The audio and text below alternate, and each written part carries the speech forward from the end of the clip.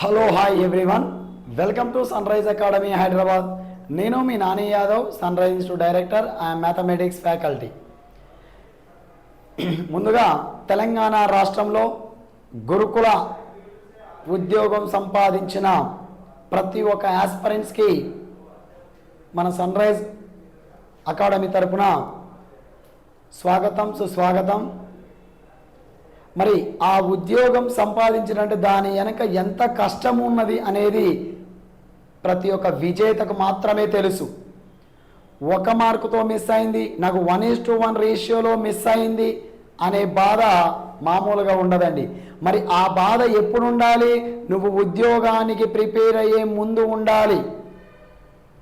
కాబట్టి ఈ విషయం నేను మాట్లాడితే కొంతమంది కోపం కూడా వస్తుంది. కాబట్టి మిత్రులారా, ఇక సమయము ఏం ముంచుకోపోలేదు. సో ఇప్పుడు తెలంగాణ రాష్ట్రంలో కాకుండా దేశంలోనే కొత్త ప్రభుత్వం, ఏదో ఒక ప్రభుత్వం వస్తుంది. మరి అది ఎప్పుడో కాదు, 4వ తారీఖు రోజు వస్తుంది. 4వ తారీఖు రోజు ఎన్నికల కోడ్ ముయ్యగానే వెంటనే మనకు ఇక్కడ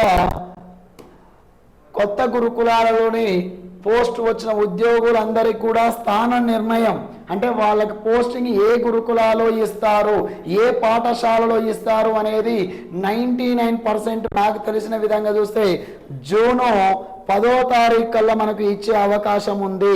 అంటే స్కూల్ పోస్టింగ్, ఏ స్కూల్లో పోస్టింగ్ ఇస్తారు అనేది జూన్ 10వ తారీఖు లోపు, నాకు తెలిసి జూన్ 10 నుంచి 12వ తారీఖు 13వ తారీఖు కల్లా అనౌన్స్ చేస్తారు. మరి కొంతమంది కోర్టు పోయిన వారు కూడా ఉన్నారు. సరే, ఇవి కోర్టులో కేసు ఉన్నాయంటే కోర్టులో ఏవైతే కేసులు ఉన్నాయో అది సెకండ్ లిస్ట్ వస్తుందా లేదా, మరి మళ్ళీ రీనోటిఫికేషన్లో మిగిలిన పోస్టులని మళ్ళీ కలిపి మళ్ళీ వేస్తారా అనే విషయాన్ని మరి ప్రభుత్వం మీద నిర్ణయం అయి ఉంటుంది. కాబట్టి మరి అందరం కూడా వెయిట్ చేయవలసిందే. ఏది ఏమైనా ముందుగా 1:1 రేషియోలో సెలెక్ట్ అయిన ప్రతి విద్యార్థికి, ప్రతి ఆస్పిరెంట్కి మరి జూన్ నెలలో ఖచ్చితంగా వాళ్ళ ఆశలు నెరవేరేలాగా జూలై 1వ తారీఖు నాడు వాళ్ళ అకౌంట్ మోగుతుంది. సో కాబట్టి మరి ఖచ్చితంగా జూన్ నెలలో వాళ్ళ కోరిక నెరవేరుతుంది. జూన్ 12, 15వ తారీఖు లోపు వాళ్ళు ఖచ్చితంగా ఆ గురుకుల స్కూళ్ళల్లో వాళ్ళు ఉద్యోగంలోని స్థిరమైపోతారు. ఖచ్చితంగా ఈ నియామకం జరుగుతుంది. చాలా మంది విద్యార్థులు అనుకుంటారు, సార్ మీకేం తెలుసు అనుకుంటారు. చాలా రోజులకు నేను అప్డేట్ ఇస్తున్నాను. చూడండి, ఏ విద్యార్థి అయినా కూడా గుర్తుపెట్టుకోండి, ఎవరైతే కష్టపడి చదువుతారో ఖచ్చితంగా ఉద్యోగం వస్తుంది. ఇప్పుడు మళ్ళీ డిఎస్సి ఉంది, డిఎస్సి చదువు లేదా నీకు గురుకులాన్ని నీ లక్ష్యము అయితే మళ్ళీ ఇప్పుడు నెక్స్ట్ మళ్ళీ ఒక 5-6 నెలల్లో మళ్ళీ గురుకులా నోటిఫికేషన్ వస్తుంది. మళ్ళీ గురుకులా నోటిఫికేషన్ కూడా దాదాపుగా మళ్ళీ ఒక 10,000 పోస్ట్ ఉండే అవకాశం ఉన్నది. మరి మళ్ళీ గురుకులా నోటిఫికేషన్ రావాలంటే నీ ప్రిపరేషన్ ఇప్పటి నుంచే కొనసాగించుకో. ఖచ్చితంగా నీ లక్ష్యం నెరవేరుతావు. ఎందుకంటే ఇప్పుడు వచ్చిన గురుకుల ఉద్యోగంలో 90% లాంగ్ ప్రిపరేషను. ఇంతకు ముందుకు గురుకులాలో ఎవరైతే మిస్ అయ్యారో వారికే ఎక్కువ మందికి వాళ్ళే సెలెక్ట్ అయ్యారు. ఎందుకు? ఒకసారి ఉద్యోగంలో మిస్ అయిన వారు నెక్స్ట్ ప్రణాళిక ఎలా రాసుకోవాలి, ఎలా చదవాలి, ఎలాంటి కోచింగ్ సెంటర్లో మరి ఎలాంటి కోచింగ్ తీసుకోవాలి అనే ఆలోచనలో ఉన్నవారు. కాబట్టి ఖచ్చితంగా మీరు ఇది మిస్ చేసుకోవద్దు మిత్రులారా. ప్రతి ఒక్కరు కూడా ఈ ఒక విషయాన్ని మాత్రం మీరు గుర్తుంచుకోండి. మరి జూన్ నెలలో, ఎందుకంటే ఆ 4వ తారీఖు రోజు మనకు జూన్ 4వ తారీఖు రోజు ఎన్నికల ఫలితాలు రావడం జరుగుతుంది. సో అందరితోనే మరి ఎన్నికల కోడ్ కంప్లీట్ అయిపోతుంది. ఎన్నికల కోడ్ కంప్లీట్ అయిపోయిందంటే వెంటనే జూన్ 5వ తారీఖు నుండి మన ప్రక్రియ, అంటే కొత్త గురుకులాలలో ఆస్పిరెంట్స్కి మరి ఏ గురుకులాలలో మీకు పోస్టింగ్ ఇస్తారు అనే ప్రక్రియ మొదలవుతుంది. ఆ సెకండ్ లిస్ట్ కావచ్చు, ఇంకా మరెన్నో. మరి డిఎస్సికి కూడా మరి ఎగ్జామ్ డేట్ అనౌన్స్ చేయలేదు. ఆ ఎగ్జామ్ డేట్ కూడా అధికారికంగా కూడా వచ్చే అవకాశం ఉంటుంది. సో ఇవన్నీ తరుణాల్లో ఎన్నికల కోడ్ ఒక అడ్డంకి రావడంతో ఇవన్నీ ఆగిపోయినవి. చాలా మంది విద్యార్థులు కూడా ఇంకా మీకు ఏవైనా అతి త్వరలోనే పోలీస్ నోటిఫికేషన్ కూడా వస్తుంది. సో ఏది ఏమైనా నోటిఫికేషన్లు వస్తాయి మాస్టరు. ఒకరోజు ముందు, ఒకరోజు తర్వాత, కొన్ని నెలల తర్వాతనైనా వచ్చే అవకాశాలు ఉంటాయి. ఏదో ఒక రోజు నోటిఫికేషన్ రాకుండా ఉండదు.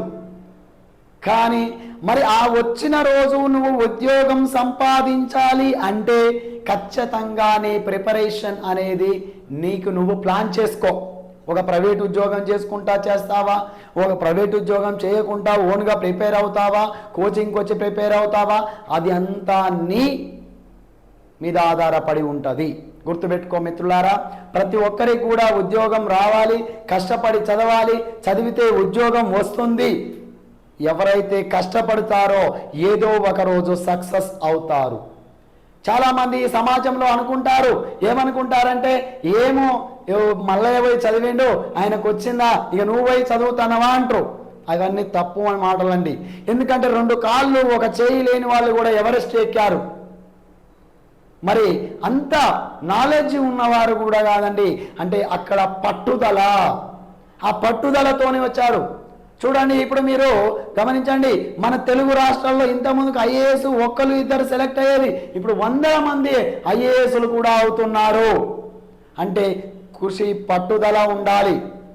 ఒకప్పుడు ఐపీఎల్లో మన తెలుగు రాష్ట్రాల నుంచి అసలు ఉండపోయేది 2009, 2010, 11, 13 వరకు ఐపీఎల్లో ఒక క్రికెట్ మ్యాచ్, ఒక ఆటగా ప్లేయర్ ఉండపోయేది. ఇప్పుడు ప్రతి మ్యాచ్లో కూడా అంటే కనీసం 1-2 కూడా మన తెలుగు ప్రజలు, మన తెలుగు వాళ్ళు ఉంటున్నారు. అంటే వాళ్ళు చేసేది ఒకటే అండి, కష్టం. దాని వెనుక ఎంత కష్టం ఉందనేది ఒకసారి ఆలోచించుకో మిత్రమా. ఎందుకంటే మీ అందరికీ తెలుసు, ఇలా సీఎం రేవంత్ రెడ్డి ఒక ముఖ్యమంత్రి అయిందంటే అంత ఈజీ కాదు. ఎందుకంటే దాని వెనక ఆయన ఎంత కష్టం ఉందనేది ఒకసారి ఆలోచించు.